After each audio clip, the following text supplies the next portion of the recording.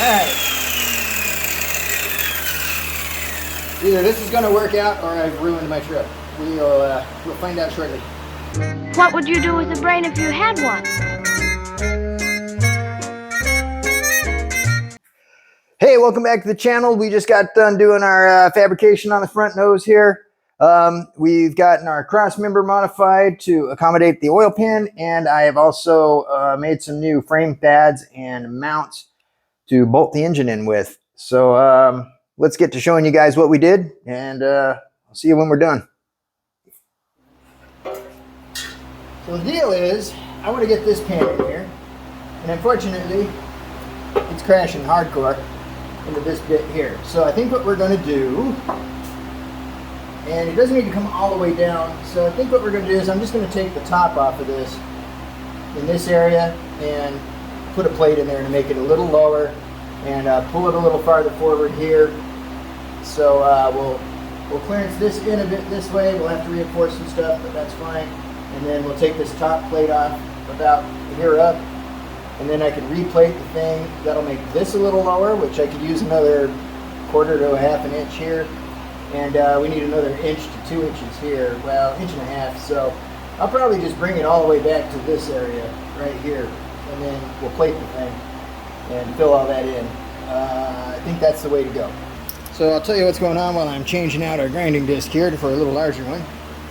Alright, so what I've done is I've taken most of the front suspension off in order to take any stress off of the frame from having weight dangling on it, because once I cut into this, it's going to kind of, you know, it's going to compromise it. So yeah, I didn't need to necessarily do that. So there we go, got a nice big one on there. And yeah, there it is. So should I draw lines or should I just go for it? I think I'm just going to grab my safety glasses and go for it.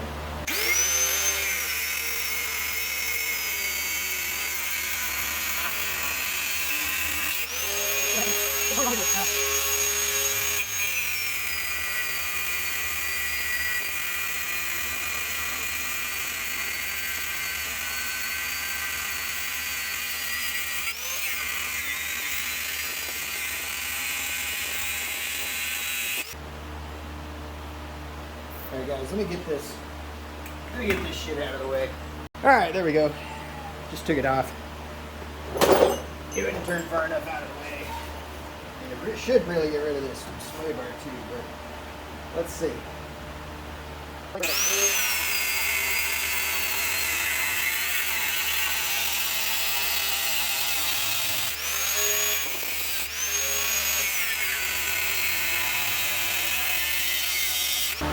Oh, that worked. Ooh, careful, she came. Okay.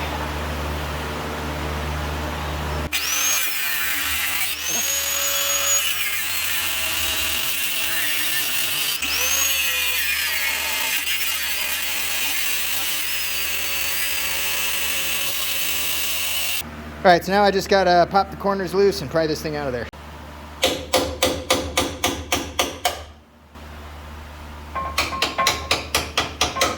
There we go.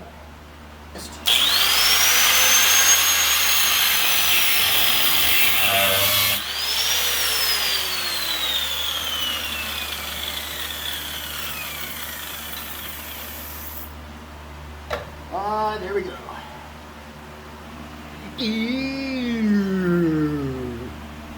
Alright, so here it is. I've leveled it off to make it square. I gotta clean that bottom corner up a hair, and I gotta finish beveling. I'm gonna bevel the inside and weld from the ends. No, I can't weld from the inside. Never mind. I'll be welding on the end. So anyway, yeah, we gotta get, I think I'm gonna do the side plates first, and that will let me know how big the inside plate needs to be.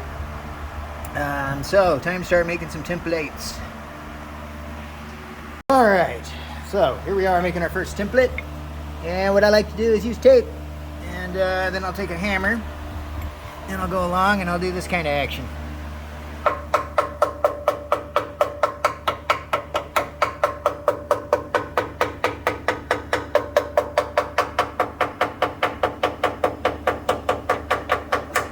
Right? And that'll mark it up. So see how I basically cut the tape? All right, we're gonna do a little different on this side.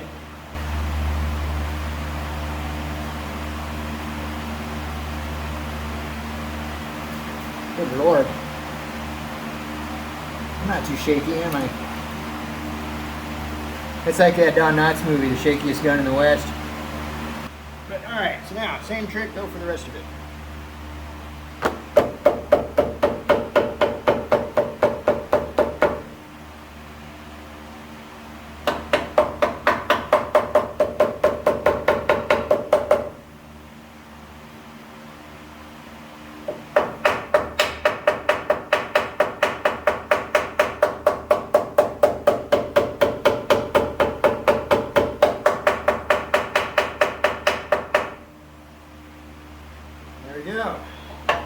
Alright, let's go cut out our pieces.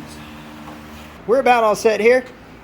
We've got our plates in on either side, pretty much. I got the mill scale ground off. Everything's beveled, so we can get in there nice and deep, get everything filled up. That's a pretty good gap there. But we'll get way down in there and we'll grind that all smooth.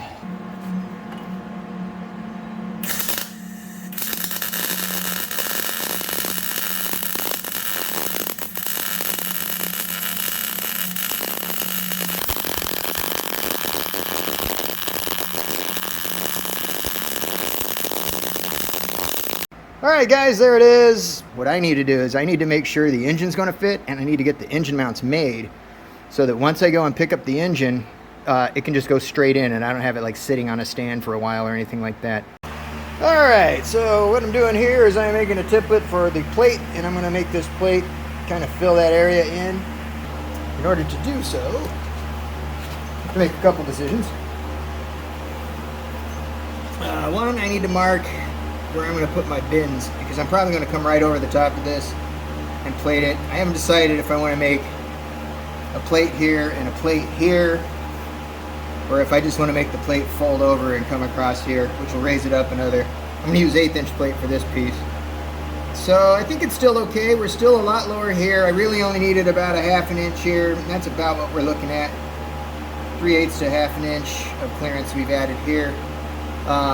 Back here we've added a ton, so I think we'll be okay, but I won't know until I get the engine back in. So for now, what I'm going to do is I'm going to mark the center of the radius on the side of this thusly, and we're going to, even though we have, you know, we could tap it with the hammer to cut it, and we probably still will. I'm going to go ahead and mark it anyway, and then the same here, I'm going to go center of this radius, and we'll probably have this fall just inside of there so we can weld it from the top. Actually, yeah, I don't do so well welding from the bottom side, so yeah, that I'm going to go ahead and just hammer. Alright, so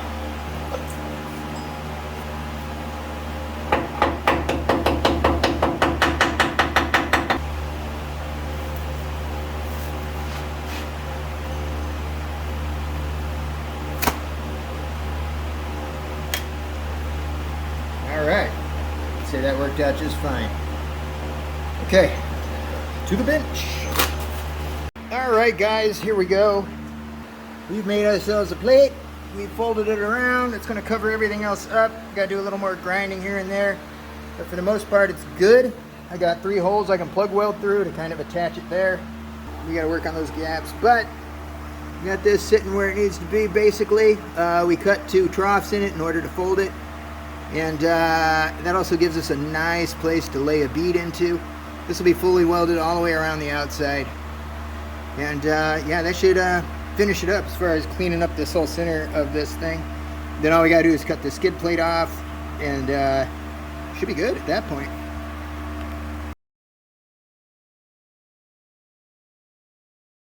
Alright guys, so here's what I'm doing in order to facilitate this pattern. This is going to be our bracket that bolts inside of here, right? So the bolt will go through here, through the bracket. That bracket will get bolted to the cross member. I could just weld it directly to the cross member, but I don't want to do that in case we ever do an engine change later. If something catastrophic happens with this Buick 300, I doubt I'd find another Buick 300 at that point. You know what I mean? So we may end up having to put something else in it someday if anything catastrophic ever happens. All right, so the distance across here is basically 2 5/8. It's between 2 5/8 and 2 3/4. We're going to call it 2 5/8 and let this just bolt down tight again. Let this kind of fold in against it as it bolts, right? We're going to use it to cinch it up. Leave a little play in there so it slides on and off easily. So we're doing 2 5/8 outside to outside on a U-shaped bracket, right? Well, it's actually going to be like this. So this is the bracket. This is where we're going to fold it. These ears will fold up like this so that they'll sit in here like so, right? That's going to be our mounting. It's actually going to go this way though. Like that. That's what we're dealing with. All right, so this is, ignore that for now. I may be ignoring it forever. So in order to make sure that when I fold it, it ends up having the right outside dimensions, I need to account for the thickness of this material and how I'm going to fold it. So basically, I'm going to use 3/16 for this. I have 3/16 plate. I probably don't need to. I'm looking at the factory stuff, and these are 1/8 inch, and these are the factory frame pads that the S10 was using to mount the 4.3, and that is 1/8 inch steel. And the steel that this is made out of is also 1/8 inch steel. So doing 3/16 is kind of overkill. If that's going to be 3/16 once I fold it up, that's how thick that's going to be. I either have to fold it in such a way as the outside edge lands on this line, or I need to have the inside edge on this line. And because we're going to cut the plate most of the way through and then fold it, it's going to end up it's going to fold wherever I make that line. That's where the inside's going to land. So 3/16 on either side, double the 3/16. That means there's two of them. So 3/16 times 2 is 3/8. So we need 3/8 taken off of our 2 5/8 inch width in order to come up with how wide the center here needs to be. And that comes up to 2 1/4 inches, which is where this is set, but it just shut off.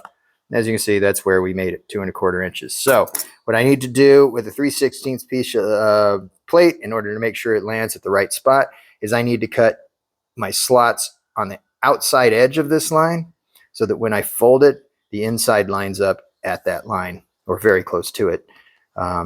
So there you go. So this will be folded like that. This will all be flat here. And these will be the 4 mounting points I use to bolt it to the frame. And this is going to go onto a piece of 3/16 plate, which I'm going to actually weld nuts into, so I don't have to reach up behind anything. Let me show you why I say that. Well, I'll show you when I actually get them done and we're putting them in. You can see here there's mounting holes where the factory plate's bolted on, but they're not threaded or anything. You have to actually take the suspension off and reach up through the cross member in order to get to the bolts that hold the frame pads on.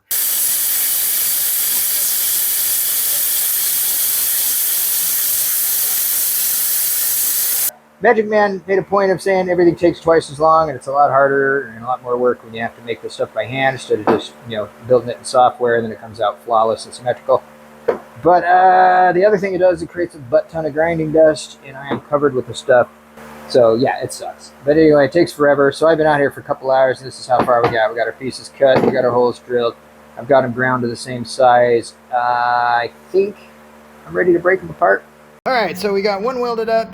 Mostly, we've still got I'll show it to you when we're done, but we got this one mocked up, ready to tack. So I'm gonna get this one welded up, and then we'll show you what we got. All right, guys, here they are, all welded up, ready to rock and roll. My welds are getting better, actually. That's not terrible. It's probably the last one I did. Of course, around the tubing, not so good. I haven't brushed it off yet or anything. These things are still blazing, stinking hot. But I'm gonna let those cool, do a little finish grinding on them, and then we should be ready to make our plates and mount these things. All right, so it's times like this, I wish I had a buddy with a CNC plasma table, because all this stuff would be nice, and I wouldn't have had to, excuse me, I wouldn't have had to spend all that time drilling all these damn holes. But things would be symmetrical, they'd look a million times better. But for what we're doing, I think we're doing okay. So what I've done is I've got 2 more plates, 3/16 material. Again, I know I'm overkilling it a little bit, but that's fine. And basically, yeah, you can see how unsymmetrical it is right there. But anyway, I don't care.